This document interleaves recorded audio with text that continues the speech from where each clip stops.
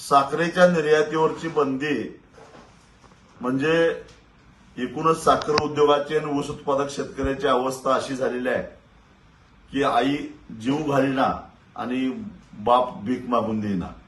साखरेच्या निर्यातीवरची बंदी म्हणजे एकूणच साखर उद्योगाची आणि ऊस उत्पादक शेतकऱ्याची अवस्था अशी झालेली आहे की आई जीव घालीना आणि बाप भीक मागून देईना। एकतर गेल्या 4 वर्षामध्ये केंद्र सरकारनं साखरेची एमएसपी वाढवलेली नाही आहे आणि एमएसपी न वाढवल्यामुळे 4 वर्षामध्ये सातत्यानं साखरेचे भाव स्थिर राहिलेले आहेत, वाढत नाहीये। यावर्षी देशामध्ये साखरेचं उत्पादन घटलेलं ही गोष्ट खरी आहे। मग सरकार जर का साखरेची एमएसपी वाढवणार नसेल, जगाच्या बाजारामध्ये साखरेला भाव चांगला मिळत असेल, तर मग साखर कारखान्यांनी साखर निर्यात का करू नये आणि त्यालाही तुम्ही बंदी घालता, स्वतःही भाव वाढवत नाही। याच्या पाठीमागचं केंद्र सरकारचं लॉजिक काय आहे? पण त्याचा थेट परिणाम हा ऊस उत्पादक शेतकऱ्यांच्यावर व्हायला लागलेला आहे।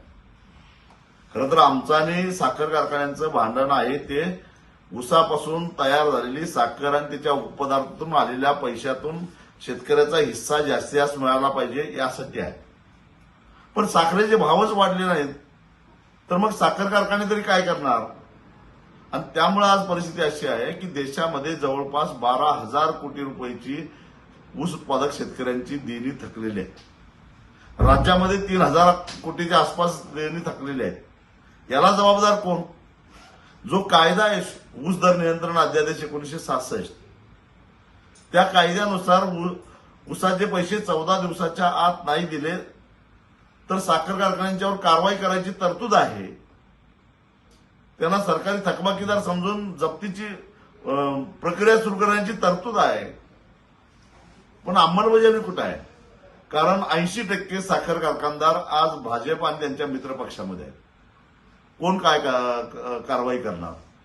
म्हणजे याचा थेट परिणाम साखर कारखानदारांचं सोडावं, ते काही साखरेचे पैसे मिळत नाहीत, साखरेला दर नाही म्हणून हात वर करतात, सरकार कारवाई करत नाही माहिती आहे। त्याचा थेट फटका बसतो तो ऊस उत्पादक शेतकऱ्यांच्यावर। एका बाजूला रासायनिक खताचे दर आकाशाला भिडलेले आहेत। आमचे पंतप्रधान शेतकऱ्यांना सांगतात की रासायनिक खताचा वापर कमी करा। दुसऱ्या बाजूला साखर कारखानदार पैसे द्यायला तयार नाहीत। शेतकऱ्यांनी काय करायचं?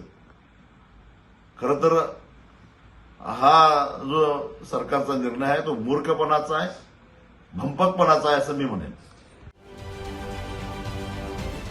महाराष्ट्रातील सर्व बातम्यांचे विश्वासार्ह व्यासपीठ,